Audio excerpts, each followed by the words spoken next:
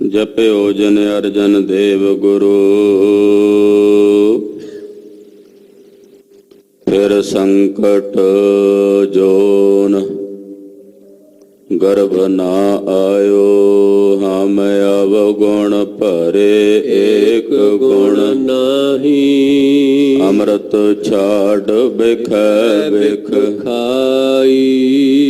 माया मोह परम पै भूले, सुत दारा स्यों प्रीत लगाई। एक उत्तम पंथ सुनियो गुर संगत, तेह मिलंत जम त्रास मिटाई। एक अरदास पाठ कीरत की, गुर रामदास राखो सरणाई।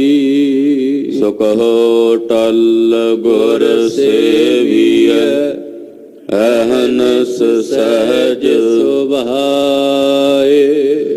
दर्शन परसय गुरु का, जन्म मरण दुख जाए। होवै सिफत खसंबंधी, नूर अरसह कुरसों चटिया। तुद डिठे सच्चे पातशाह, मल जन्म जन्म दी कटिया। सज्जन सच्चा पातशाह, सिर साहां दै साहो। जिस पास बैठिया सोहिया, सबना दा वेसाहो।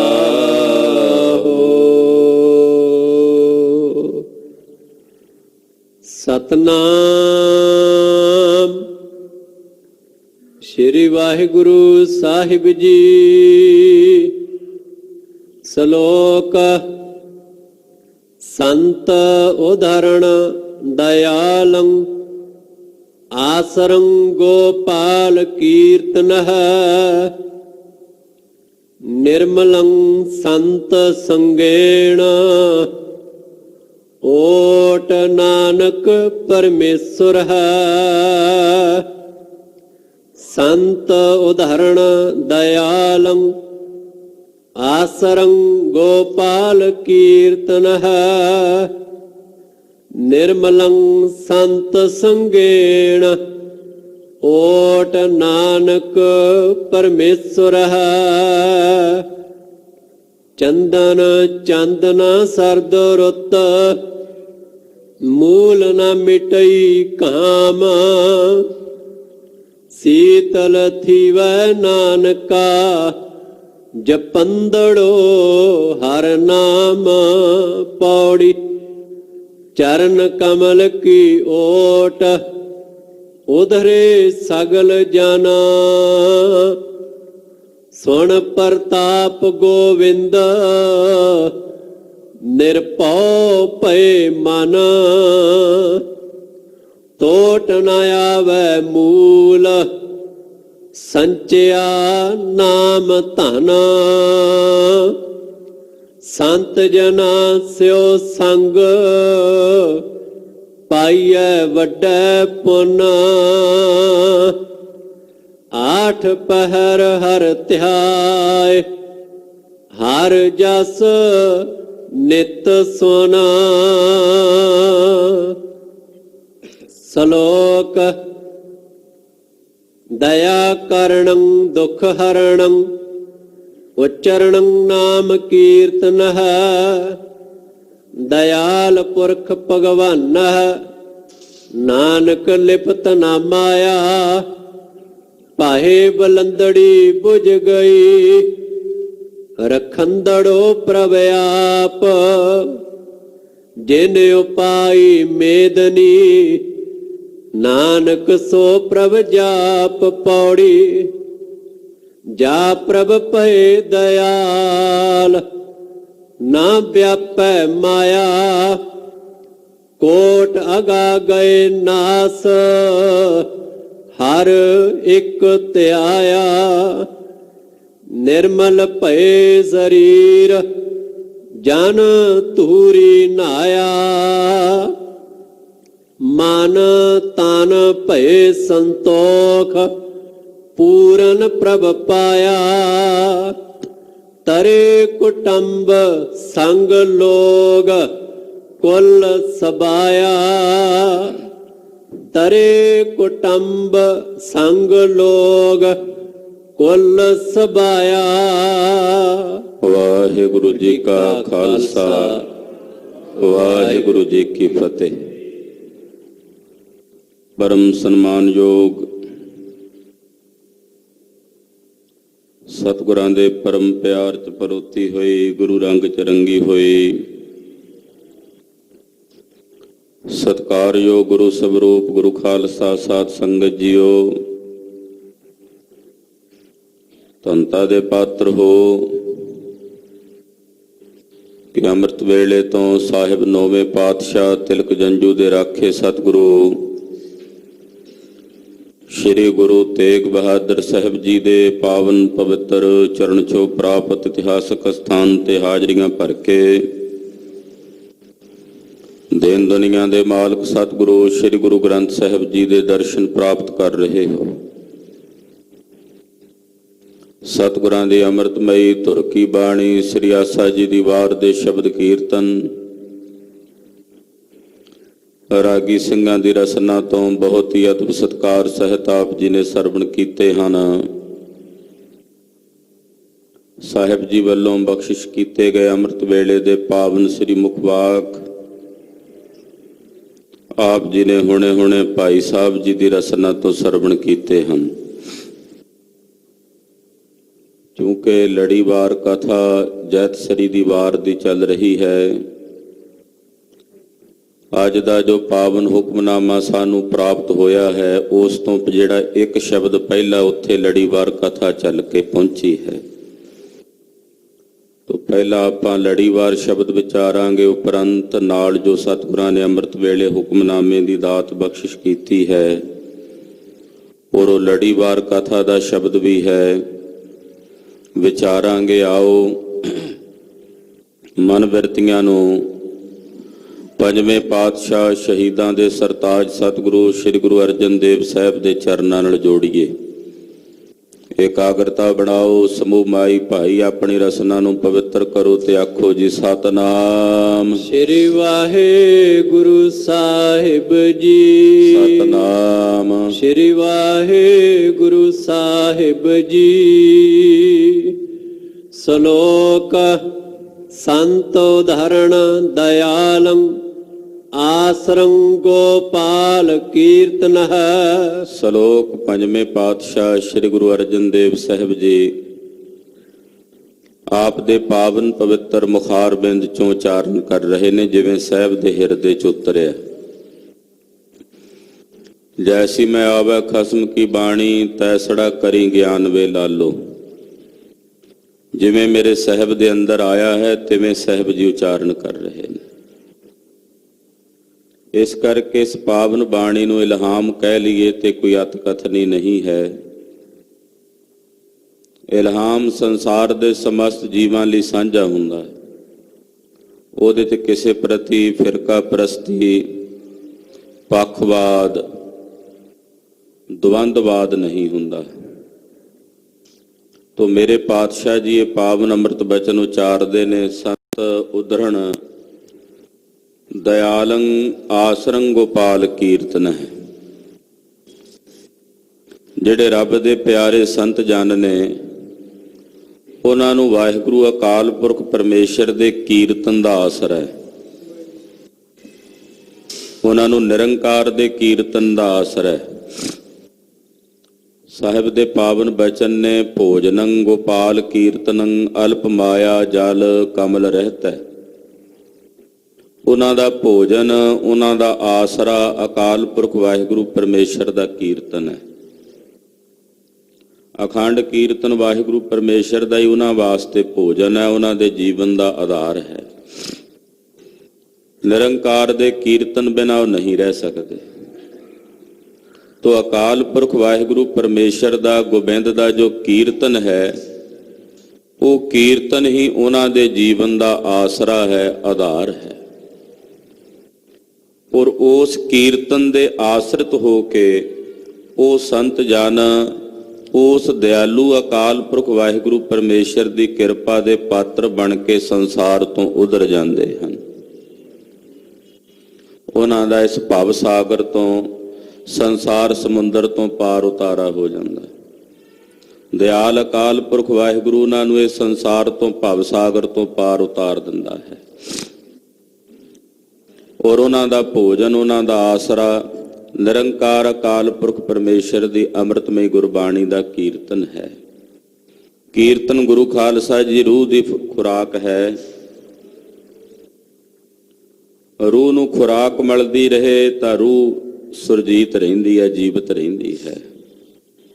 ਤੋ ਕੀਰਤਨ ਜੀਵਨ ਹੈ ਨਿਰੰਕਾਰ ਪਰਮੇਸ਼ਰ ਦੀ ਗੁਰਬਾਣੀ ਦਾ, ਅਕਾਲ ਪੁਰਖ ਦਾ ਕੀਰਤਨ। ਤਦੇ ਮਹਾਰਾਜ ਜੀ ਨੇ ਗੁਰਬਾਣੀ ਦੇ ਕੀਰਤਨ ਨੂੰ ਇਤਨੀ ਪ੍ਰਧਾਨਤਾ ਦਿੱਤੀ ਹੈ ਕਿ ਗੁਰੂ ਘਰ ਦੇ ਪਾਵਨ ਦਰਬਾਰ ਦੀ ਪ੍ਰਾਰੰਭਤਾ ਹੀ ਗੁਰਬਾਣੀ ਦੇ ਕੀਰਤਨ ਦੁਆਰਾ ਹੁੰਦੀ ਹੈ। ਦੀਵਾਨ ਦੀ ਪ੍ਰਾਰੰਭਤਾ ਕੀਰਤਨ ਦੇ ਨਾਲ ਹੁੰਦੀ ਹੈ। ਤੋ ਸਤਿਗੁਰੂ ਸੱਚੇ ਪਾਤਸ਼ਾਹ ਜੀ ਮਹਾਰਾਜ ਜੀ ਦੀ ਅੰਮ੍ਰਿਤਮਈ ਗੁਰਬਾਣੀ ਦਾ ਕੀਰਤਨ ਉਹਨਾਂ ਦੇ ਜੀਵਨ ਦਾ ਆਸਰਾ ਹੈ। ਉਸੇ ਆਸ਼ਰਿਤ ਹੋ ਕਰਕੇ ਅਕਾਲ ਪੁਰਖ ਦੀ ਦਇਆ ਨਾਲ ਉਹ ਸੰਤ ਸੰਸਾਰ ਤੋਂ ਉਧਰ ਜਾਂਦੇ ਹਨ।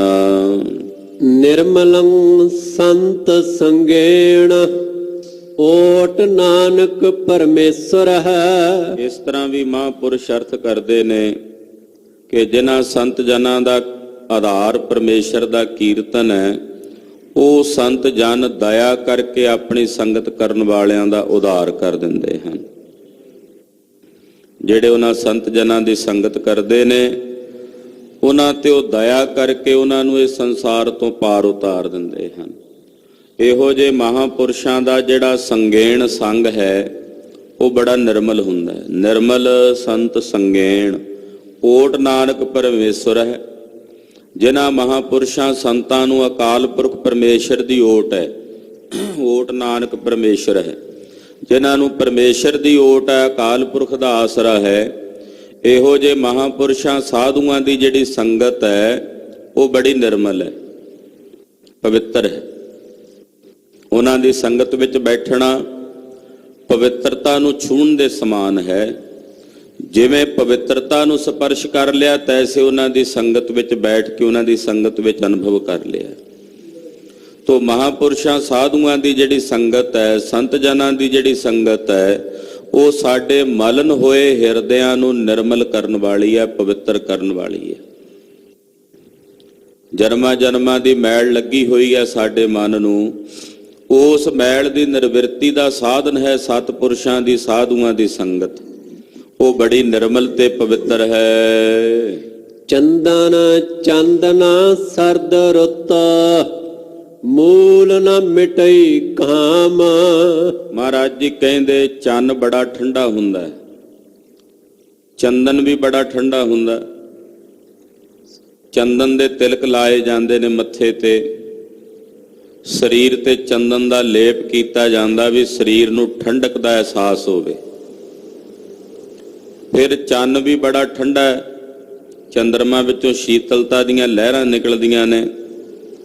ਇਸੇ ਤਰ੍ਹਾਂ ਸਰਦ ਰੁੱਤ ਕਹਿੰਦੇ ਨੇ, ਅੱਸੂ ਤੇ ਕੱਤਕ ਦਾ ਜਿਹੜਾ ਮਹੀਨਾ ਨੂੰ ਸਰਦ ਰਿਤੂ ਕਹਿੰਦੇ ਹਨ, ਇਹ ਵੀ ਠੰਡਕ ਵਾਲੀ ਹੈ। ਤੋ ਠੰਡਕ ਵਾਲੀ ਇਸ ਸਰਦ ਰੁੱਤ ਦੇ ਵਿੱਚ ਵੀ ਚੰਦਰਮਾ ਦੇ ਕੋਲ ਜਾ ਕੇ ਵੀ ਤੇ ਚੰਦਨ ਸਰੀਰ ਤੇ ਘਸ ਕੇ ਮਲ ਕੇ ਲਾ ਕੇ ਵੀ, ਉਹਦੇ ਤਿਲਕ ਲਾ ਕੇ ਵੀ ਹਿਰਦੇ ਦੀ ਜਿਹੜੀ ਤਪਸ਼ ਹੈ ਉਹ ਮੂਲੋਂ ਨਹੀਂ ਜਾਂਦੀ। ਯਾਨੀ ਕਿ ਉੱਕਾ ਹੀ ਰੰਚਕ ਭਰ ਵੀ ਬਾਹਰ ਦੀਆਂ ਇਹਨਾਂ ਠੰਡੀਆਂ ਵਸਤੂਆਂ ਦੇ ਨਾਲ ਹਿਰਦਾ ਸ਼ੀਤਲ ਨਹੀਂ ਹੁੰਦਾ, ਹਿਰਦਾ ਸ਼ਾਂਤ ਨਹੀਂ ਹੁੰਦਾ। ਜਿਨ੍ਹਾਂ ਚੰਦਨ ਦੇ ਤਿਲਕ ਲਾਏ ਹੁੰਦੇ ਨੇ, ਚੰਦਨ ਸਰੀਰ ਤੇ ਲਾਇਆ ਹੁੰਦਾ, ਕਦੇ ਜਾ ਕੇ ਉਹਨਾਂ ਕੋਲ ਬੈਠੋ ਤੇ ਵੇਖੋ ਕਿ ਉਹਨਾਂ ਦੇ ਹਿਰਦੇ ਸ਼ੀਤਲ ਹਨ। ਹਿਰਦੇ ਅੱਗ ਦੇ ਨਾਲ ਮਚ ਰਹੇ ਹੁੰਦੇ ਨੇ, ਈਰਖਾ ਨਾਲ, ਦਵੈਸ਼ ਨਾਲ, ਕ੍ਰੋਧ ਨਾਲ। ਇਸ ਕਰਕੇ ਭਾਈ ਇਹ ਜਿਹੜੀਆਂ ਠੰਡੀਆਂ ਚੀਜ਼ਾਂ ਨੇ ਕੇਵਲ ਬਾਹਰੋਂ ਸਰੀਰ ਨੂੰ ਤਾਂ ਸ਼ੀਤਲ ਕਰ ਸਕਦੀਆਂ ਨੇ, ਪਰ ਹਿਰਦੇ ਦੀ ਜਿਹੜੀ ਤਪਸ਼ ਹੈ, ਹਿਰਦੇ ਦੀ ਵਿਕਾਰਾਂ ਦੀ ਜਿਹੜੀ ਅੱਗ ਹੈ, ਉਹਨੂੰ ਉੱਕਾ ਹੀ ਮੂਲੋਂ ਹੀ, ਮੂਲ ਦਾ ਮਤਲਬ ਹੁੰਦਾ ਉੱਕਾ ਹੀ ਜਮਾ ਹੀ, ਜਿਵੇਂ ਕਹਿੰਦੇ ਨੇ ਵੀ ਉੱਕਾ ਹੀ ਉਸ ਨੂੰ ਖਤਮ ਨਹੀਂ ਕਰ ਸਕਦੇ। ਉਹ ਹਿਰਦੇ ਦੀ ਤਪਸ਼ ਇਹਨਾਂ ਦੇ ਨਾਲ ਨਿਵਰਤ ਨਹੀਂ ਹੁੰਦੀ। ਹਿਰਦਾ ਤਾਂ ਤਪ ਰਿਹਾ, ਵਿਸ਼ੇ ਵਿਕਾਰਾਂ ਦੀ ਅੱਗ ਨਾਲ ਤਪ ਰਿਹਾ, ਜਿਉ ਤਪਤ ਹੈ ਬਾਰੋ ਬਾਰ। ਇਹ ਜੀੜਾ ਜਿਹੜਾ ਬਾਰ-ਬਾਰ ਤਪ ਰਿਹਾ, ਜੀੜਾ ਅਗਨ ਬਰਾਬਰ ਤਪੈ, ਜਿਵੇਂ ਅੱਗ ਤਪਦੀ ਹੈ ਇਦਾਂ ਜੀੜਾ ਤਪਦਾ ਹੈ। ਅੱਗ ਦੇ ਸਮਾਨ ਤਪਣ ਵਾਲੇ ਹਿਰਦੇ ਨੂੰ ਨਾ ਚੰਨ ਠੰਡਾ ਕਰ ਸਕਦਾ ਹੈ, ਨਾ ਚੰਦਨ ਦੀ ਸ਼ੀਤਲਤਾ ਠੰਡਾ ਕਰ ਸਕਦੀ ਹੈ, ਨਾ ਸਿਰਦ ਰਤੂ ਦੀ ਠੰਡ ਜਿਹੜੀ ਹੈ ਉਹ ਇਸ ਹਿਰਦੇ ਨੂੰ ਠੰਡਾ ਨਹੀਂ ਕਰ ਸਕਦੀ। ਆਉਣ ਵਾਲੇ ਦਿਨਾਂ ਵਿੱਚ ਸਰਦੀ ਹੋਰ ਵਧਣੀ ਹੈ, ਭਾਵੇਂ ਮਾਈਨਸ ਤੇ ਕਿਉਂ ਨਾ ਚਲਾ ਜੇ ਟੈਂਪਰੇਚਰ, ਪਰ ਕੀ ਸਾਡੇ ਹਿਰਦੇ ਦੀ ਤਪਸ਼ ਉਸ ਠੰਡ ਨਾਲ ਬੁਝ ਜਾਣੀ ਹੈ? ਬਾਹਰੋਂ ਤਾਂ ਸਰੀਰ ਭਾਵੇਂ ਠੰਡ ਨਾਲ ਠਰੂ ਠਰੂ ਕਰੀ ਜਾਏ, ਪਰ ਹਿਰਦੇ ਦੀ ਜਿਹੜੀ ਤਪਸ਼ ਹੈ ਉਹ ਨਹੀਂ ਮਿਟਣ ਵਾਲੀ। ਹਿਰਦਾ ਤਪ ਹੀ ਰਿਹਾ, ਹਿਰਦਾ ਕ੍ਰਿਜ ਰਿਹਾ, ਵਿਸ਼ੇ ਵਿਕਾਰਾਂ ਦੀ ਅੱਗ ਵਿੱਚ, ਤ੍ਰਿਸ਼ਨਾ ਦੀ ਅੱਗ ਵਿੱਚ, ਆਸਾ ਦੀ ਅੱਗ ਦੇ ਵਿੱਚ ਇਹ ਹਿਰਦਾ ਤਪ ਰਿਹਾ। ਬਾਹਰਲੀਆਂ ਇਹਨਾਂ ਠੰਡੀਆਂ ਚੀਜ਼ਾਂ ਨਾਲ ਹਿਰਦਾ ਸ਼ੀਤਲ ਨਹੀਂ ਹੁੰਦਾ। ਸੀਤਲ ਥੀਵੈ ਨਾਨਕਾ ਜਪੰਦੜੋ ਹਰ ਨਾਮ। ਮਹਾਰਾਜ ਜੀ ਕਹਿੰਦੇ ਜਿਹੜੇ ਵਾਹਿਗੁਰੂ ਪਰਮੇਸ਼ਰ ਦਾ ਨਾਮ ਜਪਦੇ ਨੇ,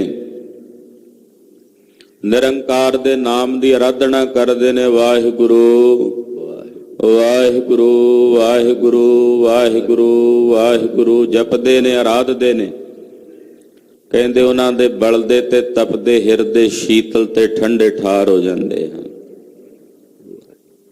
ਪਰਮੇਸ਼ਰ ਦੇ ਭਜਨ ਦੁਆਰਾ ਤਾਂ ਇਹ ਤਪਦਾ ਬਲਦਾ ਹਿਰਦਾ ਸ਼ੀਤਲ ਹੋ ਸਕਦਾ ਹੈ, ਪਰ ਬਾਹਰਲੀਆਂ ਇਹਨਾਂ ਠੰਡੀਆਂ ਛਾਵਾਂ ਨਾਲ ਇਸ ਹਿਰਦੇ ਨੂੰ ਸ਼ੀਤਲਤਾ ਪ੍ਰਾਪਤ ਨਹੀਂ ਹੋਣੀ। ਸ਼ੀਤਲ ਹੁੰਦਾ ਹੈ ਹਿਰਦਾ ਤਾਂ ਜੇ ਵਾਹਿਗੁਰੂ ਪਰਮੇਸ਼ਰ ਦਾ ਨਾਮ ਜਪੀਏ। ਸ਼ੀਤਲ ਥੀਵੈ ਨਾਨਕਾ, ਤਾਂ ਸ਼ੀਤਲ ਹੋ ਸਕਦਾ। ਗੁਰੂ ਅਰਜਨ ਦੇਵ ਸਾਹਿਬ ਕਹਿੰਦੇ ਜਪੰਦੜੋ ਹਰ ਨਾਮ, ਜੇ ਹਰੀ ਅਕਾਲ ਪੁਰਖ ਵਾਹਿਗੁਰੂ ਪਰਮੇਸ਼ਰ ਦਾ ਨਾਮ ਜਪੀਏ। ਨਿਰੰਕਾਰ ਦੇ ਨਾਮ ਦੇ ਜਾਪ ਤੋਂ ਬਿਨਾਂ ਇਸ ਬਲਦੇ ਤਪਦੇ ਹਿਰਦੇ ਨੂੰ ਸ਼ਾਂਤ ਕਰਨ ਦਾ ਕੋਈ ਤਰੀਕਾ ਨਹੀਂ ਹੈ। ਤਪ ਤਪ ਖਪੈ ਬਹੁਤ ਬੇਕਾਰ, ਇਹ ਤਾਂ ਬਾਰ-ਬਾਰ ਵਿਕਾਰਾਂ ਦੀ ਅੱਗ ਦੇ ਵਿੱਚ ਤਪ ਤਪ ਕੇ ਖਪ ਰਿਹਾ, ਖੁਆਰ ਹੋ ਰਿਹਾ ਹੈ। ਕੇਵਲ ਤਾਂ ਕੇਵਲ ਨਿਰੰਕਾਰ ਵਾਹਿਗੁਰੂ ਪਰਮੇਸ਼ਰ ਦੇ ਅੰਮ੍ਰਿਤ ਨਾਮ ਦਾ ਤਰੁੰਕਾ ਹੈ, ਜਿਸ ਨਾਲ ਇਸ ਬਲਦੇ ਸੜਦੇ ਹਿਰਦੇ ਨੂੰ ਸ਼ੀਤਲ ਤੇ ਠੰਡਾ ਠਾਰ ਕੀਤਾ ਜਾ ਸਕਦਾ। ਤਪਦੀ ਤਵੀ ਤੇ ਬੈਠਿਆਂ ਵੀ ਮੇਰੇ ਸਾਹਿਬ ਦਾ ਹਿਰਦਾ ਸ਼ੀਤਲ ਹੈ।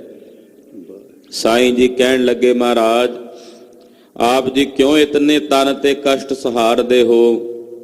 ਬਲਦਾ ਤਪਦਾ ਰੇਤ ਤੁਹਾਡੇ ਤਨ ਤੇ ਪਾਇਆ ਗਿਆ, ਦੇਗ ਦੇ ਪਾਣੀ ਚ ਆਪ ਜੀ ਨੂੰ ਉਬਾਲਿਆ ਗਿਆ ਹੈ, ਬਲਦੇ ਸੜਦੇ ਤਪਦੇ ਰੇਤ ਦੇ ਵਿੱਚ ਆਪ ਜੀ ਨੂੰ ਬਿਠਾਇਆ ਗਿਆ, ਤੱਤੀ ਤਵੀ ਤੇ ਆਪ ਜੀ ਨੂੰ ਬਿਠਾਇਆ ਗਿਆ।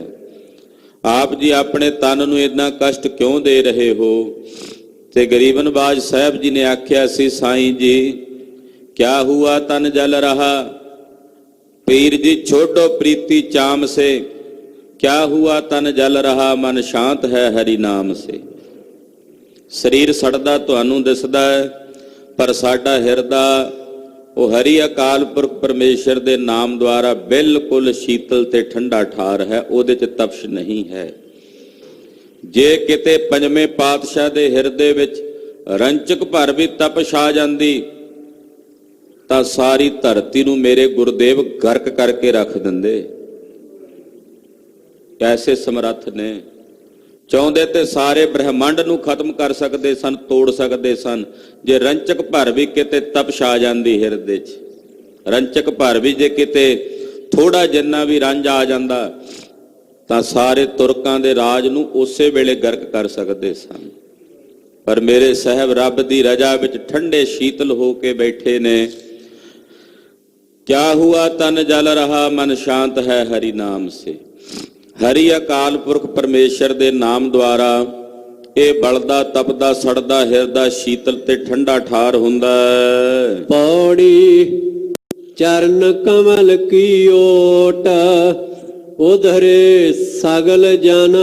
ਜਿਨ੍ਹਾਂ ਨੂੰ ਵਾਹਿਗੁਰੂ ਪਰਮੇਸ਼ਰ ਦੇ ਚਰਨ ਕਮਲਾਂ ਦੀ ਓਟ ਆਸਰਾ ਮਿਲਿਆ, ਉਹ ਜਾਣੇ ਸੰਸਾਰ ਤੋਂ ਉਧਰ ਗਏ ਨੇ। ਉਹਨਾਂ ਦਾ ਇਸ ਭਵ ਸਾਗਰ ਤੋਂ ਪਾਰ ਉਤਾਰਾ ਹੋਇਆ। ਕਿਹਨਾਂ ਨੂੰ? ਜਿਨ੍ਹਾਂ ਨੂੰ ਵਾਹਿਗੁਰੂ ਪਰਮੇਸ਼ਰ ਦੇ ਚਰਨ ਕਮਲਾਂ ਦੀ ਓਟ ਮਿਲੀ ਹੈ, ਆਸਰਾ ਮਿਲਿਆ। ਹਾਂਜੀ। ਸੁਣ ਪ੍ਰਤਾਪ ਗੋਵਿੰਦ ਨਿਰਭਉ ਭਏ ਮਨ।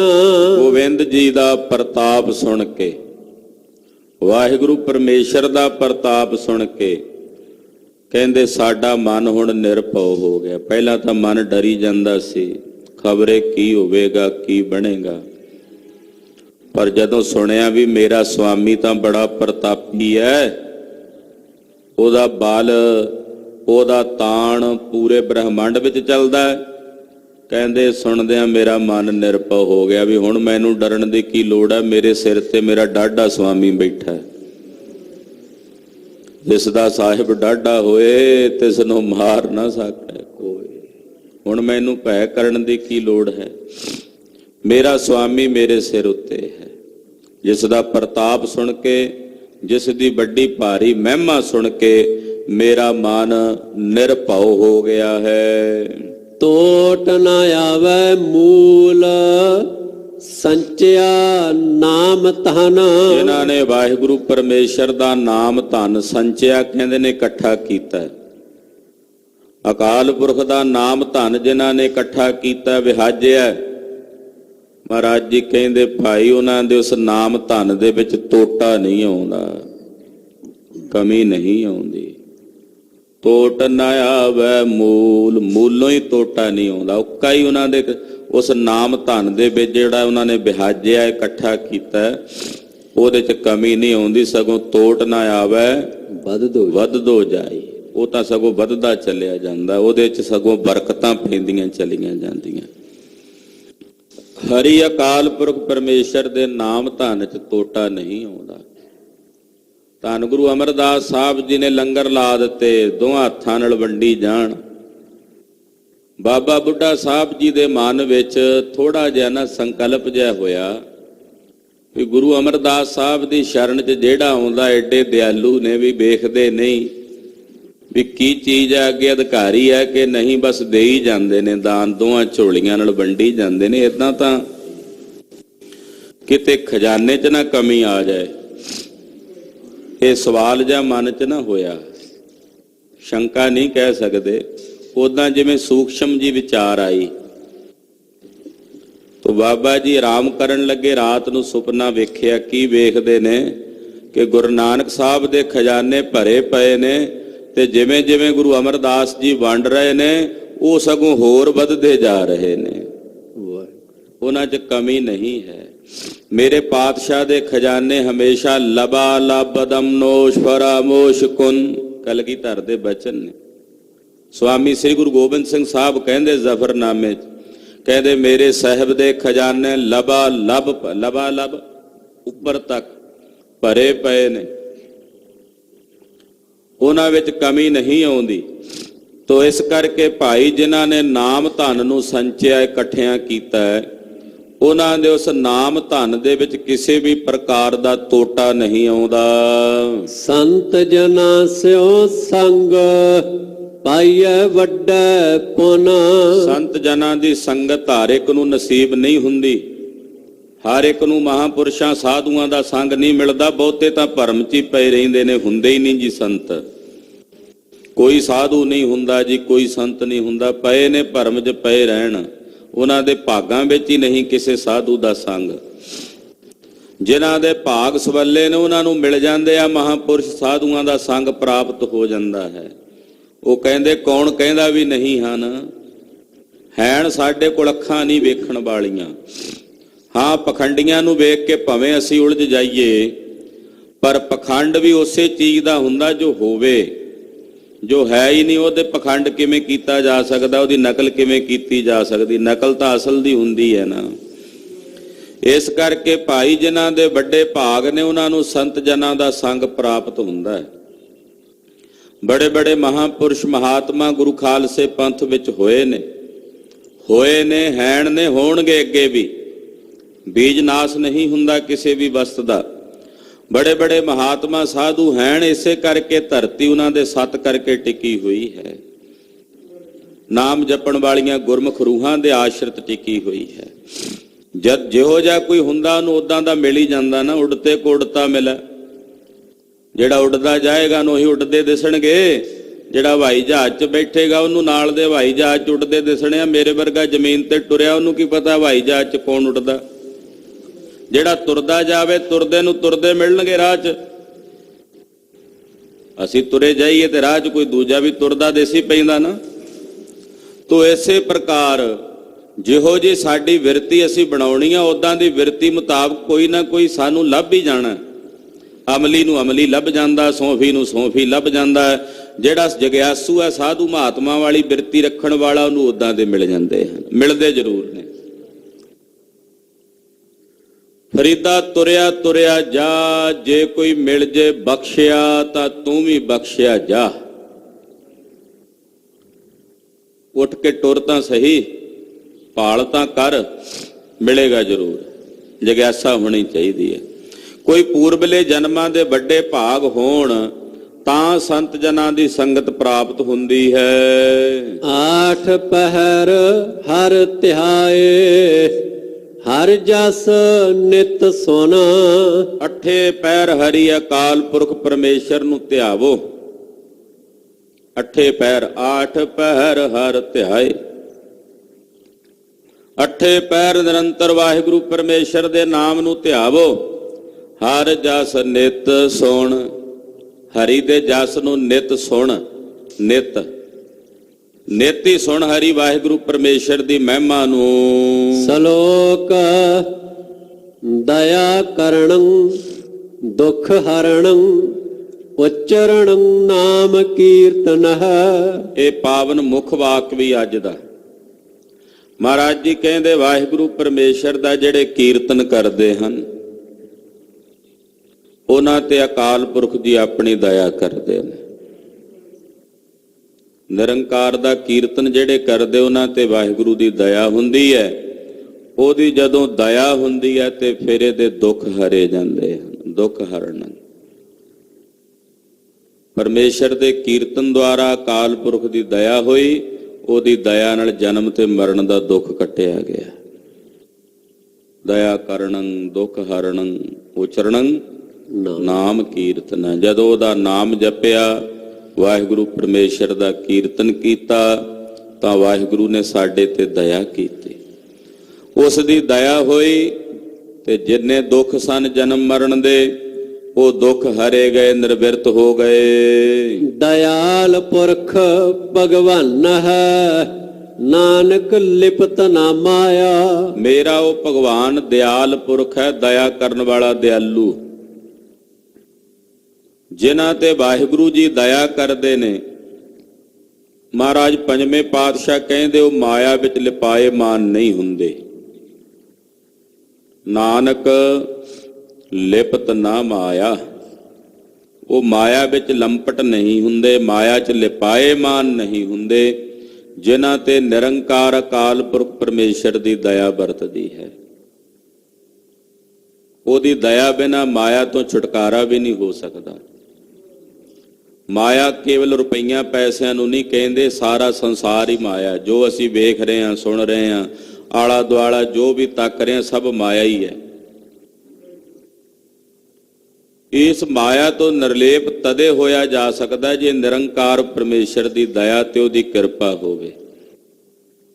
ਨਿਰੰਕਾਰ ਦੀ ਕਿਰਪਾ ਤੋਂ ਬਿਨਾਂ ਮਾਇਆ ਦੇ ਨਾ ਝੋਲਿਆਂ ਤੋਂ ਨਹੀਂ ਬਚਿਆ ਜਾ ਸਕਦਾ। ਮਾਇਆ ਦੇ ਨਾ ਤਪਦੇ ਬਲਦੇ ਝੋਲਿਆਂ ਤੋਂ ਤਦੇ ਬਚਾਅ ਹੋ ਸਕਦਾ ਜੇ ਨਿਰੰਕਾਰ ਆਪਣਾ ਤਰਸ ਕਰ ਦੇਵੇ, ਵਾਹਿਗੁਰੂ ਆਪਣੀ ਕਿਰਪਾ ਕਰ ਦੇਵੇ। ਹਾਂਜੀ। ਪਾਹੇ ਬਲੰਦੜੀ ਬੁਝ ਗਈ, ਰਖੰਦੜੋ ਪ੍ਰਭ ਆਪ।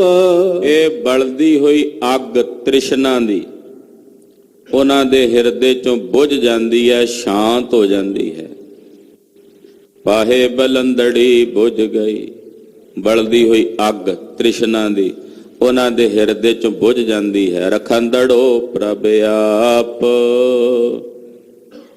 ਜਿਨ੍ਹਾਂ ਨੂੰ ਖੁਦ ਆਪ ਵਾਹਿਗੁਰੂ ਨੇ ਪਰਮੇਸ਼ਰ ਨੇ ਆਪਣੀ ਸ਼ਰਨ ਵਿੱਚ ਰੱਖ ਲਿਆ। ਉਹਨਾਂ ਦੇ ਹਿਰਦੇ ਦੀ ਵਿਕਾਰਾਂ ਦੀ ਜਿਹੜੀ ਅੱਗ ਹੈ, ਤਪਸ਼ ਹੈ, ਉਹ ਬੁਝ ਜਾਂਦੀ ਹੈ। ਤ੍ਰਿਸ਼ਨਾ ਦੀ ਅੱਗ ਉਹਨਾਂ ਦੇ ਹਿਰਦੇ ਚੋਂ ਸ਼ਾਂਤ ਹੋ ਜਾਂਦੀ ਹੈ। ਜਿਨ੍ਹਾਂ ਨੂੰ ਵਾਹਿਗੁਰੂ ਪ੍ਰਭੂ ਅਕਾਲ ਪੁਰਖ ਜੀ ਆਪ ਕਿਰਪਾ ਕਰਕੇ ਰੱਖ ਲੈਣ। ਜਿਨ ਉਪਾਈ ਮੇਦਨੀ ਨਾਨਕ ਸੋ ਪ੍ਰਭ ਜਾਪ। ਜਿਸ ਵਾਹਿਗੁਰੂ ਨੇ, ਪਰਮੇਸ਼ਰ ਨੇ ਇਹ ਧਰਤੀ ਪੈਦਾ ਕੀਤੀ ਹੈ, ਮਹਾਰਾਜ ਜੀ ਕਹਿੰਦੇ ਉਹਨੂੰ ਜਪੋ। ਜਿਸ ਨੇ ਮੇਦਨੀ ਧਰਤੀ ਬਣਾਈ ਆ ਉਹਦਾ ਜਾਪ ਜਪੋ। ਇਹ ਮੇਦਨੀ ਬਣਾਈ ਕਿਹਨੇ? ਅਕਾਲ ਪੁਰਖ ਨੇ। ਮੇਦਨੀ ਨਾਮ ਹੈ ਧਰਤੀ ਦਾ।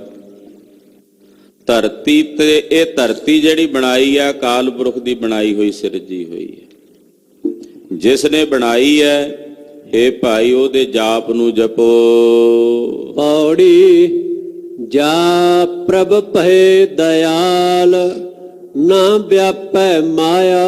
ਮਹਾਰਾਜ ਪੰਜਵੇਂ ਪਾਤਸ਼ਾਹ ਪੌੜੀ ਉਚਾਰਦੇ ਹਨ, ਜਿਨ੍ਹਾਂ ਤੇ ਮੇਰੇ ਪ੍ਰਭੂ ਜੀ ਦਇਆਲ ਹੁੰਦੇ ਨੇ, ਕਿਰਪਾ ਦੇ ਘਰ ਵਿੱਚ ਆਉਂਦੇ ਨੇ, ਉਹਨਾਂ ਨੂੰ ਮਾਇਆ ਨਹੀਂ ਵਿਆਪਦੀ, ਉਹਨਾਂ ਤੇ ਮਾਇਆ ਹਾਵੀ ਨਹੀਂ ਹੁੰਦੀ। ਕਬੀਰ ਜੀ ਮਹਾਰਾਜ ਜੀ ਫਰਮਾਉਂਦੇ ਨੇ, ਉਹ ਕਹਿੰਦੇ ਮੇਰੇ ਤੇ ਮਾਇਆ ਨੇ ਕਈ ਤਰ੍ਹਾਂ ਦੇ ਹਾਵ ਭਾਵ ਵਿਖਾਏ, ਕਈ ਤਰ੍ਹਾਂ ਦੇ ਰੂਪ ਬਣਾ ਬਣਾ ਕੇ ਆਈ, ਪਰ ਮੇਰੇ ਸੁਆਮੀ ਨੇ ਮੇਰੇ ਤੇ ਕਿਰਪਾ ਕੀਤੀ, ਮੈਨੂੰ ਇਹਦੇ ਤੋਂ ਬਚਾ ਕੇ ਰੱਖਿਆ, ਇਸ ਮਾਇਆ ਨੂੰ ਮੇਰੇ ਨੇੜੇ ਨਹੀਂ ਲੱਗਣ ਦਿੱਤਾ। ਜਿਨ੍ਹਾਂ ਤੇ ਵਾਹਿਗੁਰੂ ਪਰਮੇਸ਼ਰ ਜੀ ਦਿਆਲ ਹੁੰਦੇ ਨੇ, ਕਿਰਪਾ ਦੇ ਘਰ ਵਿੱਚ ਆਉਂਦੇ ਨੇ, ਉਹਨਾਂ ਨੂੰ ਇਹ ਮਾਇਆ ਦੇ ਬਹੁ ਰੰਗ ਦੇ ਤਾਗੇ ਵਿਆਪ ਨਹੀਂ ਸਕਦੇ, ਉਹਨਾਂ ਤੇ ਹਾਵੀ ਨਹੀਂ ਹੋ ਸਕਦੇ। ਕੋਟ ਅਗਾ ਗਏ ਨਾਸ ਹਰ ਇੱਕ ਧਿਆਇਆ। ਇੱਕ ਨੂੰ ਧਿਆ ਕੇ ਮੇਰੇ ਕਰੋੜਾਂ ਹੀ ਪਾਪ ਨਾਸ ਹੋ ਗਏ, ਕਰੋੜਾਂ ਹੀ।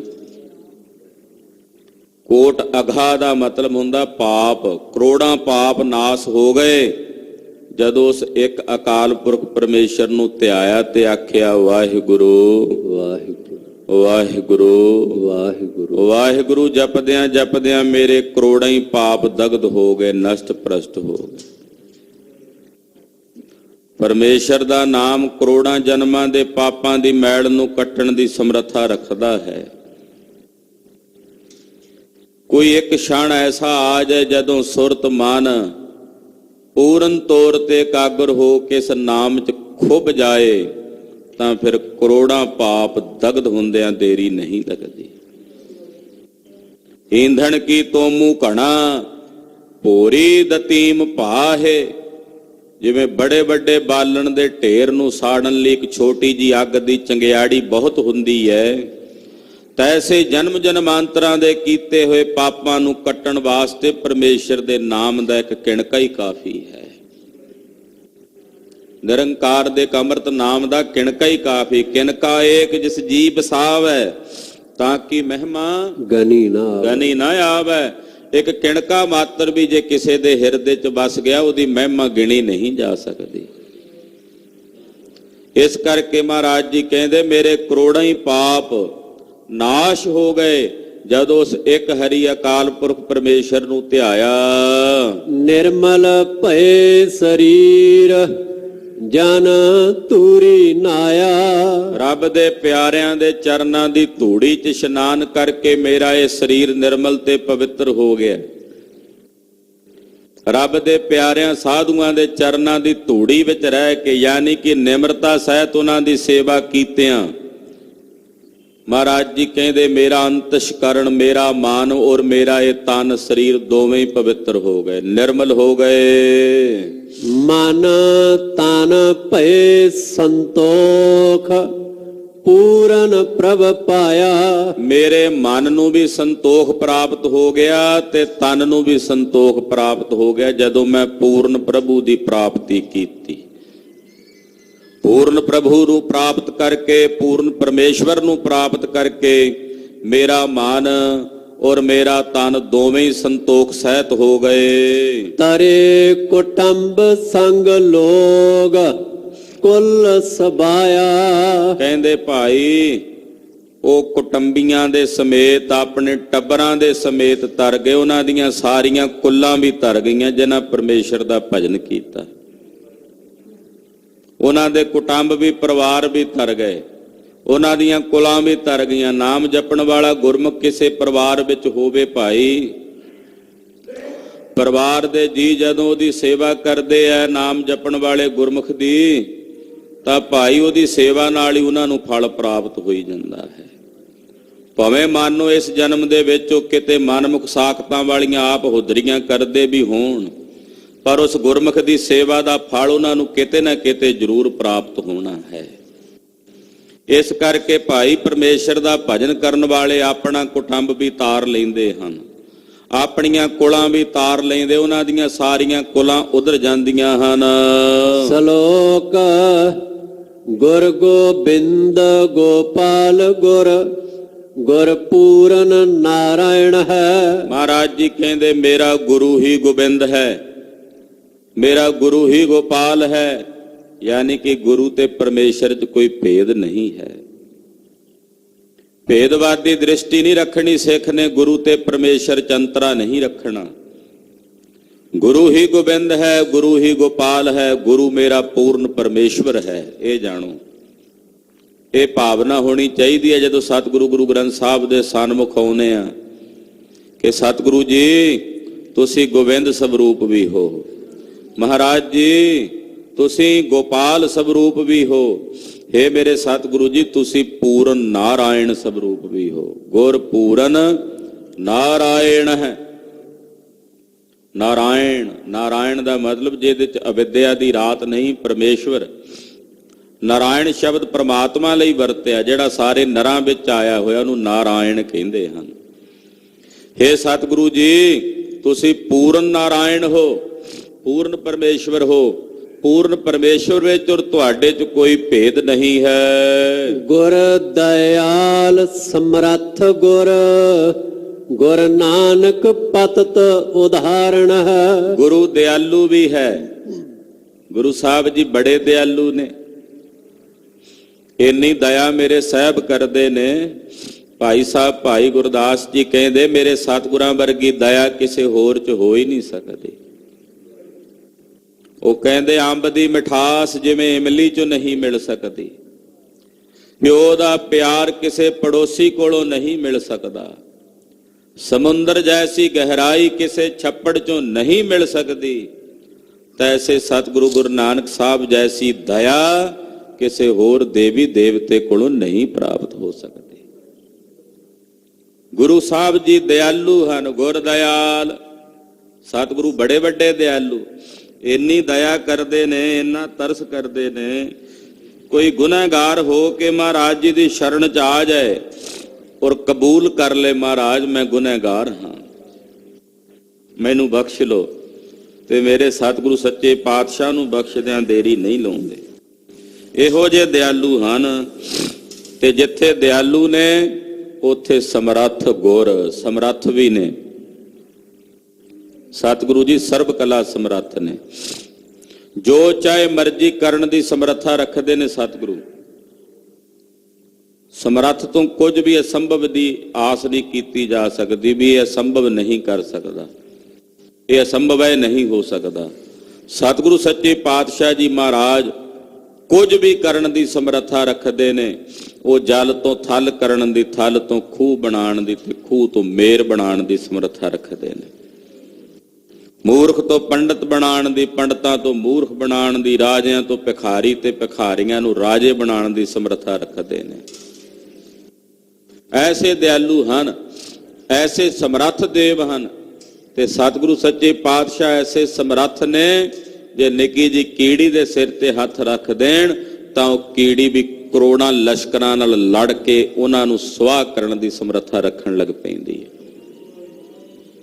ਨੇਕੀ ਕੀਰੀ ਮੈਂ ਕੱਲ ਰੱਖੈ, ਭਸਮ ਕਰੈ ਲਸ਼ਕਰ ਕੋਟ ਲੱਖ ਹੈ। ਕਰੋੜਾਂ ਲੱਖਾਂ ਲਸ਼ਕਰਾਂ ਨੂੰ ਸਾੜ ਕੇ ਸੁਆਹ ਕਰਨ ਦੀ ਸਮਰੱਥਾ ਕੀੜੀ 'ਚ ਪੈਦਾ ਹੋ ਸਕਦੀ ਹੈ ਜੇ ਉਸ ਕੀੜੀ ਦੇ ਸਿਰ ਤੇ ਹੱਥ ਧਰ ਦੇਣ। ਐਸੇ ਨੇ ਸਮਰੱਥ। ਸਮਰੱਥ ਦੀ ਕਿਰਪਾ ਨਾਲ ਪਿੰਗਲੇ ਪਰਬਤਾਂ ਤੇ ਚੜ ਜਾਂਦੇ ਹਨ। ਪਿੰਗਲ ਪਰਬਤ ਪਾਰ ਪਰੇ ਖਲ ਚਤਰ ਬਕੀਤਾ ਮੂਰਖ ਚਾਰ ਵੇਦਾਂ ਦੇ ਵਕਤੇ ਬਣ ਜਾਂਦੇ ਹਨ। ਅੰਧਲੇ ਤ੍ਰੇ ਭਵਨ ਸੂਝੇ ਆਨਿਆਂ ਨੂੰ ਤਿੰਨੇ ਭਵਨਾਂ ਦੀ ਸੋਝੀ ਹੋ ਜਾਂਦੀ ਹੈ। ਗੁਰ ਭੇਟ ਪੁਨੀਤਾ ਗੁਰੂ ਨਾਲ ਮਿਲ ਕੇ ਪਵਿੱਤਰ ਹੋ ਜਾਂਦੇ ਹਨ। ਸਤਿਗੁਰੂ ਸੱਚੇ ਪਾਤਸ਼ਾਹ ਜੀ ਮਹਾਰਾਜ ਜੀ ਸਮਰੱਥ ਦੇਵ ਹਨ। ਕੁਝ ਵੀ ਕਰਨ ਦੀ ਸਮਰੱਥਾ ਰੱਖਦੇ ਨੇ, ਜੋ ਚਾਹੇ ਮਰਜ਼ੀ ਕਰ ਸਕਦੇ ਨੇ। ਇਸ ਕਰਕੇ ਕਿਹਾ ਸਮਰੱਥ ਗੁਰ। ਗੁਰ ਨਾਨਕ ਪਤਿਤ ਉਦਾਹਰਣ ਹੈ। ਫਿਰ ਮਹਾਰਾਜ ਗੁਰੂ ਅਰਜਨ ਦੇਵ ਸਾਹਿਬ ਕਹਿੰਦੇ ਧੰਨ ਗੁਰੂ ਨਾਨਕ ਸਾਹਿਬ ਪਤਿਤਾਂ ਨੂੰ ਉਦਾਹਰਨ ਵਾਲੇ ਪਤਿਤ ਪਾਵਨ ਵੀ ਹਨ। ਗੁਰੂ ਨਾਨਕ ਸਾਹਿਬ ਪਤਿਤਾਂ ਨੂੰ ਉਦਾਹਰਨ ਵਾਲੇ ਨੇ। ਜਿਹੜੇ ਪਤਿਤ ਡਿੱਗ ਚੁੱਕੇ ਨੇ ਲੋਕ ਆਪਣੇ ਆਚਰਣ ਤੋਂ, ਆਪਣੇ ਵਿਵਹਾਰ ਤੋਂ, ਉਹਨਾਂ ਡਿੱਗਿਆਂ ਹੋਇਆਂ ਨੂੰ ਵੀ ਚੁੱਕ ਕੇ ਮਹਾਰਾਜ ਜੀ ਪਾਰ ਉਤਾਰਦੇ ਹਨ। ਪਤਿਤਾਂ ਨੂੰ ਉਦਾਹਰਨ ਵਾਲੇ ਨੇ। ਡਿੱਗਿਆਂ ਹੋਇਆਂ ਨੂੰ ਵੀ ਮਹਾਰਾਜ ਜੀ ਚੁੱਕ ਲੈਂਦੇ ਨੇ।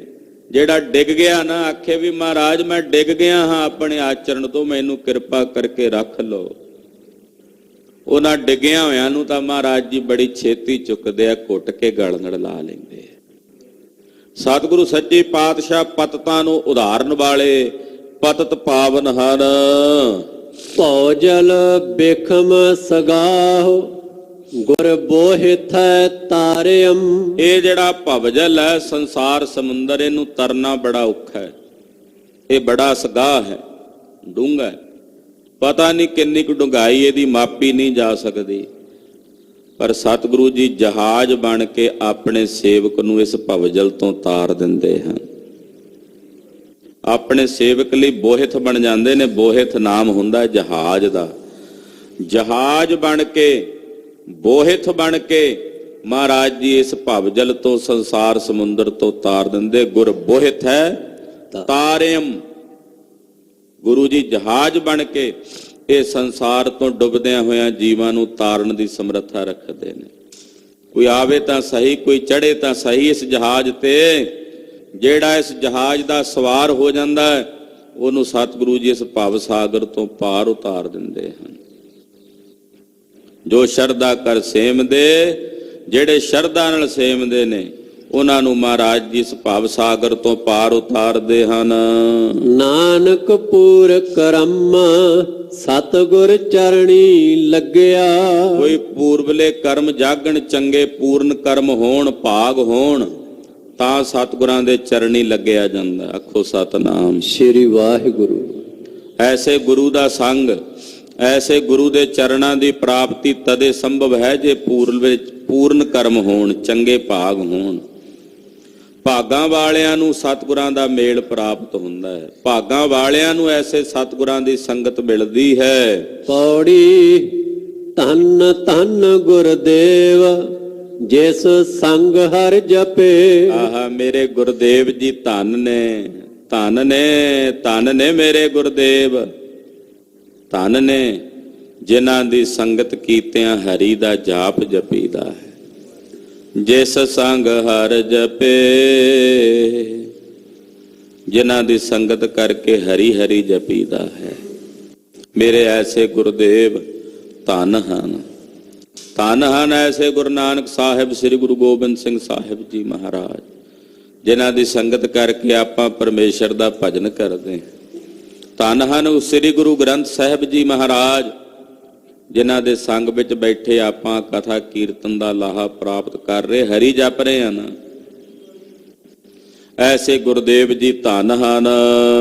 ਗੁਰ ਕਿਰਪਾਲ ਜਬ ਭਏ ਤਾ ਅਵਗੁਣ ਸਭ ਛਪੇ। ਸਤਿਗੁਰੂ ਜੀ ਜਦੋਂ ਆਪਣੇ ਸੇਵਕ ਤੇ ਕਿਰਪਾਲ ਹੁੰਦੇ ਨੇ, ਆਪਣੇ ਸਿੱਖ ਤੇ ਕਿਰਪਾਲ ਹੁੰਦੇ, ਦਇਆ ਦੇ ਘਰ ਵਿੱਚ ਆਉਂਦੇ ਨੇ, ਤੇ ਜਿਸ ਤੇ ਕਿਰਪਾ ਕਰਦੇ ਨੇ ਉਹਦੇ ਸਾਰੇ ਹੀ ਔਗੁਣਾਂ ਨੂੰ ਛਪਾ ਦਿੰਦੇ ਨੇ, ਢੱਕ ਦਿੰਦੇ ਨੇ। ਸਾਰੇ ਔਗੁਣਾਂ ਤੇ ਪਰਦਾ ਪਾ ਦਿੰਦੇ। ਮਹਾਰਾਜ ਸੱਚੇ ਪਾਤਸ਼ਾਹ ਏਡੇ ਦਿਆਲੂ ਨੇ, ਫਰੋਲਦੇ ਨਹੀਂ। ਇਹ ਔਗਣ ਹੈ ਤੇਰੇ ਚ, ਆਹ ਖਾਮੀ ਹੈ, ਇਹ ਕਮੀ ਨਹੀਂ ਵੇਖਦੇ। ਏਡੀ ਦਇਆ ਦੀ ਚਾਦਰ ਪਾਉਂਦੇ ਆ ਉੱਤੇ ਕਿ ਸਾਰੇ ਹੀ ਔਗੁਣਾਂ ਨੂੰ ਢੱਕ ਲੈਂਦੇ ਹਨ। ਨਹੀਂ ਚਿਤਾਰਦੇ ਇਹਦੇ ਔਗਣ ਕੀ ਨੇ, ਨਹੀਂ ਵੇਖਦੇ ਇਹਦੀਆਂ ਖਾਮੀਆਂ ਕੀ ਨੇ। ਜਿਨ੍ਹਾਂ ਤੇ ਦਿਆਲ ਹੁੰਦੇ ਨੇ ਉਹਨਾਂ ਦੇ ਸਾਰੇ ਔਗਣਾਂ ਨੂੰ ਕੱਜ ਲੈਂਦੇ ਹਨ। ਹੋਵੇਗਾ ਪਿੱਛੇ ਰਾਖਸ਼ ਕੌਡਾ, ਖਾਂਦਾ ਹੋਵੇਗਾ ਬੰਦੇ ਤਲ ਤਲ ਕੇ, ਪਰ ਮੇਰੇ ਸਾਹਿਬ ਤਾਂ ਉਹਦੇ ਤੇ ਤਰਸ ਕਰਦਿਆਂ ਦਇਆ ਦੇ ਘਰ ਵਿੱਚ ਆਉਂਦਿਆਂ ਉਹਦੇ ਸਾਰੇ ਔਗਣ ਹੀ ਢੱਕ ਲੈਂਦੇ, ਢੱਕ ਲੈਂਦੇ। ਹੋਵੇਗਾ ਪਹਿਲਾਂ ਦਾ ਚੋਰੀਆਂ ਕਰਦਾ ਸੀ, ਲੋਕਾਂ ਦੀਆਂ ਮੱਝਾਂ ਹੱਕ ਕੇ ਲੈ ਜਾਣ ਦਾ ਕੰਮ ਕਰਦਾ ਸੀ, ਪਰ ਭਾਈ ਬਿਧੀ ਚੰਦ ਹੁਣ ਤੂੰ ਸਾਡੀ ਸ਼ਰਨ ਆ ਗਿਆ, ਹੁਣ ਤੇਰੇ ਕਿਸੇ ਔਗਣ ਨੂੰ ਅਸੀਂ ਨਹੀਂ ਫਰੋਲਣਾ। ਪੰਜਵੇਂ ਪਾਤਸ਼ਾਹ ਨੇ ਸ਼ਰਨ ਕਬੂਲ ਕੀਤਾ ਤੇ ਛੇਵੇਂ ਪਾਤਸ਼ਾਹ ਨੇ ਇੰਨੀਆਂ ਬਖਸ਼ਿਸ਼ਾਂ ਕੀਤੀਆਂ ਤੇ ਆਖਿਆ ਬਿਧੀ ਚੰਦ ਛੀਨਾ ਗੁਰੂ ਕਾ ਸੀਨਾ। ਚਿਤਾਰੇ ਦਾ ਨਹੀਂ ਔਗਣ, ਇਹ ਚੋਰੀਆਂ ਕਰਦਾ ਸੀ ਪਹਿਲੋਂ, ਇਹਦਾ ਪਿਛਲੇ ਔਗਣ ਮਹਾਰਾਜ ਜੀ ਬਖਸ਼ ਲੈਂਦੇ ਨੇ ਸ਼ਰਨ ਵਿੱਚ ਆਏ ਦੇ। ਏਡੇ ਦਿਆਲੂ ਨੇ ਮੇਰੇ ਸਤਿਗੁਰੂ ਕਿਰਪਾਲੂ ਨੇ, ਸਾਡੇ ਔਗਣਾਂ ਤੇ ਪਰਦਾ ਪਾ ਕੇ ਕੱਜੀ ਰੱਖਦੇ ਹਨ। ਜਿੰਨਾ ਚਿਰ ਸ਼ਰਨ ਚ ਰਹਾਂਗੇ ਸਾਡੇ ਔਗਣ ਵੀ ਢੱਕੇ ਰਹਿਣਗੇ। ਜੇ ਸਾਹਿਬ ਦੀ ਸ਼ਰਨ ਤੋਂ ਬਾਹਰ ਗਏ ਤਾਂ ਫਿਰ ਉਹਨਾਂ ਔਗਣਾਂ ਨੂੰ ਫਰੋਲਣ ਵਾਲੇ ਬੜੇ ਨੇ ਦੁਨੀਆ 'ਚ, ਬੜੇ ਨੇ। ਫਿਰ ਤਾਂ ਜੰਮਾਂ ਦੀ ਵੀ ਡਿਊਟੀ ਲੱਗ ਜਾਂਦੀ ਆ, ਧਰਮ ਰਾਜੇ ਦੀ ਵੀ ਡਿਊਟੀ ਲੱਗ ਜਾਂਦੀ। ਕਰੋ ਇਹਦਾ ਲੇਖਾ ਜੋਖਾ, ਵੇਖੋ ਇਹਦੇ ਹਿਸਾਬ ਕਿਤਾਬ ਨੂੰ, ਫਿਰ ਉਹ ਨਹੀਂ ਛੱਡਦੇ। ਫਿਰ ਤਾਂ ਅੱਗਾ ਪਿੱਛਾ ਸਭ ਫਰੋਲ ਕੇ ਪੂਰਾ ਖੰਗਾਲ ਦਿੰਦੇ ਆ, ਵੇਖਦੇ ਨੇ ਫਿਰ। ਤੇ ਜੇ ਸ਼ਰਨ 'ਚ ਪਏ ਰਹਾਂਗੇ ਫਿਰ ਆਪਣੀ ਦਇਆ ਦਾ ਪਰਦਾ ਪਾ ਕੇ ਸਤਿਗੁਰੂ ਸਾਡੇ ਸਾਰੇ ਔਗਣਾਂ ਨੂੰ ਢੱਕ ਲੈਂਦੇ ਹਨ। ਭਾਈ ਮਲਾਗਰ ਸਿੰਘ ਇੱਕ ਸਿੰਘ ਦੇ ਘਰ ਪ੍ਰਸ਼ਾਦਾ ਛਕਣ ਗਿਆ। ਗਰੀਬ ਸਿੱਖ ਸੀ, ਪੀਲੂ ਸੁੱਕੇ ਉਬਾਲ ਕੇ ਦੇ ਦਿੱਤੇ। ਬਾਕੀ ਸਿੰਘ ਬਾਕੀ ਲੋਕਾਂ ਦੇ ਘਰਾਂ 'ਚ ਗਏ, ਕਿਸੇ ਖੀਰ ਖਾਧੀ, ਕਿਸੇ ਕੁਝ ਕਿਸੇ ਕੁਝ। ਉਹ ਗਰੀਬ ਸਿੱਖ ਸੀ ਜਿਹਨੇ ਭਾਈ ਮਲਾਗਰ ਸਿੰਘ ਨੂੰ ਭੋਜਨ ਛਕਾਇਆ। ਭੋਜਨ ਵੀ ਕੀ, ਪੀਲੂ ਸੀ ਸੁੱਕੇ ਉਬਾਲ ਕੇ ਛਕਾਏ। ਆਏ ਅਗਲੇ ਦਿਨ ਸਵੇਰੇ ਪੁੱਛਣ ਲੱਗੇ, ਮਹਾਰਾਜ ਜੀ ਕਹਿੰਦੇ ਕੀ ਕੀ ਛਕ ਕੇ ਆਇਓ ਗੁਰਸਿੱਖੋ? ਕਿਸੇ ਆਖਿਆ ਜੀ ਅਸੀਂ ਖੀਰ ਖਾਧੀ, ਕਿਸੇ ਆਖਿਆ ਪੂੜੀਆਂ ਖਾਧੀਆਂ, ਕਿਸੇ ਕੁਝ। ਮਲਾਗਰ ਸਿਆ ਤੂੰ ਕੀ ਛਕਿਆ? ਮਹਾਰਾਜ ਜੋ ਮੈਂ ਛਕਿਆ ਅੱਜ ਤੋਂ ਪਹਿਲਾਂ ਕਦੇ ਛਕਿਆ ਹੀ ਨਹੀਂ ਮਹਾਰਾਜ। ਪਤਾ ਨਹੀਂ ਕਿਹੋ ਜਿਹਾ ਅਲੌਕਿਕ ਪਦਾਰਥ ਸੀ ਮਹਾਰਾਜ, ਇੰਨਾ ਰਸ ਸੀ ਉਹਦੇ 'ਚ ਮੈਂ ਦੱਸ ਨਹੀਂ ਸਕਦਾ। ਜਿਹੜੇ ਸ਼ਰੀਕ ਸੀ ਨਾ ਉਹਦੇ ਸਿੱਖ ਦੇ ਗਰੀਬ ਦੇ, ਉਹ ਕਹਿੰਦੇ ਇਹਨੇ ਗਰੀਬੜੇ ਦੇ ਘਰ ਤਾਂ ਰੋਟੀ ਨਹੀਂ ਪੱਕਦੀ, ਇਹਨੇ ਕੀ ਖਵਾ ਦਿੱਤਾ? ਮਹਾਰਾਜ ਮਲਾਗਰ ਸਿੰਘ ਝੂਠ ਬੋਲਦਾ। ਮਹਾਰਾਜ ਜੀ ਕਹਿੰਦੇ ਸਿੱਖਾ ਤੂੰ ਦੱਸ ਕੀ ਛਕਾਇਆ? ਆਖਿਆ ਪਾਤਸ਼ਾਹ ਗਰੀਬ ਹਾਂ, ਘਰ 'ਚ ਸੁੱਕੇ ਪੀਲੂ ਸਨ ਉਹੀ ਹਾਜ਼ਰ ਕੀਤੇ ਨੇ। ਇਹਨੇ ਵੀ ਕਹਿ ਦਿੱਤਾ ਸਤੀ ਦੇ ਸੰਤੋਖੀ ਖਾਏ। ਸਤੀ ਨੇ ਦਿੱਤਾ, ਸੰਤੋਖੀ ਨੇ ਖਾਧਾ। ਮਹਾਰਾਜ ਜੀ ਪ੍ਰਸੰਨ ਹੋਏ, ਬੋਲੇ ਮਲਾਗਰ ਸਿੰਘ ਤੈਂ ਮੇਰੇ ਸਿੱਖ ਦਾ ਪਰਦਾ ਕੱਜਿਆ, ਮੈਂ ਤੇਰਾ ਲੋਕ ਪਰਲੋਕ ਦਾ ਪਰਦਾ ਕੱਜਿਆ। ਵਾਹਿਗੁਰੂ। ਤੂੰ ਮੇਰੇ ਸਿੱਖ ਦਾ ਪਰਦਾ ਕੱਜਿਆ, ਮੈਂ ਤੇਰੇ ਦੋਹਾਂ ਜਹਾਨਾਂ ਦਾ ਪਰਦਾ ਕੱਜ ਲਿਆ। ਮੇਰੇ ਸਤਿਗੁਰੂ ਪਰਦੇ ਕੱਜਣ ਵਾਲੇ ਹਨ। ਪ੍ਰੇਮ ਪਟੋਲਾ ਤੈ ਸਹਿ ਦਿੱਤਾ, ਢੱਕਣ ਕੂ ਪੱਤ ਮੇਰੀ। ਮੈਨੂੰ ਮੇਰੀ ਪੱਤ ਢੱਕਣ ਵਾਸਤੇ ਮੇਰੇ ਸਾਹਿਬ ਨੇ ਮੈਨੂੰ ਆਪਣੇ ਪ੍ਰੇਮ ਦਾ ਪਟੋਲਾ, ਪਟੋਲਾ ਕਹਿੰਦੇ ਆ ਰੇਸ਼ਮ ਦੇ ਕੱਪੜੇ ਨੂੰ, ਇਹੋ ਜਿਹਾ ਕੀਮਤੀ ਤੇ ਕੋਮਲ ਜਿਹਾ ਰੇਸ਼ਮ ਦਾ ਕੱਪੜਾ ਪ੍ਰੇਮ ਦਾ ਮੇਰੇ ਸਾਹਿਬ ਨੇ ਮੈਨੂੰ ਦਿੱਤਾ, ਜਿਹਦੇ ਨਾਲ ਮੇਰੀ ਪੱਤ ਕੱਜੀ ਗਈ ਹੈ। ਮੈਂ ਮੰਦੀ ਦੇ ਭੈੜੇ ਕਰਮ ਮੇਰੇ ਸੁਆਮੀ ਨੇ ਆਪ ਕਿਰਪਾ ਕਰਕੇ ਚਾਦਰ ਪਾ ਕੇ ਕੱਜ ਦਿੱਤੇ ਹਨ। ਮੇਰੇ ਸਾਰੇ ਹੀ ਔਗਣ ਛਿਪ ਗਏ ਨੇ ਜਦੋਂ ਮੇਰੇ ਮਾਲਕ ਨੇ ਮੇਰੇ ਤੇ ਦਇਆ ਦਾ ਚਾਦਰਾ ਪਾਇਆ। ਪਾਰ ਬ੍ਰਹਮ ਗੁਰਦੇਵ ਨੀਚੋ ਉੱਚ ਥਪੇ। ਮੇਰਾ ਪਾਰ ਬ੍ਰਹਮ ਗੁਰਦੇਵ ਇਹੋ ਜਿਹਾ ਸੁਆਮੀ ਆ, ਨੀਵਿਆਂ ਨੂੰ ਉੱਚੇ ਥਾਂ ਤੇ ਪਹੁੰਚਾਉਣ ਵਾਲਾ ਹੈ। ਜਿਨ੍ਹਾਂ ਨੂੰ ਕਹਿੰਦੇ ਆ ਲੋਕ ਨੀਚ, ਮਹਾਰਾਜ ਜੀ ਉਹਨਾਂ ਨੂੰ ਉੱਤਮ ਪਦਵੀਆਂ ਦੇਣ ਵਾਲੇ। ਨੀਚਿਆਂ ਨੂੰ ਉੱਚ ਥੱਪੇ ਦਾ ਮਤਲਬ ਉੱਚ ਥਾਂ ਤੇ ਬਿਰਾਜਮਾਨ ਕਰਾਂਦੇ। ਮੇਰੇ ਸਤਿਗੁਰੂ ਐਸੇ ਨੇ, ਮੇਰਾ ਗੁਰਦੇਵ ਐਸਾ ਹੈ।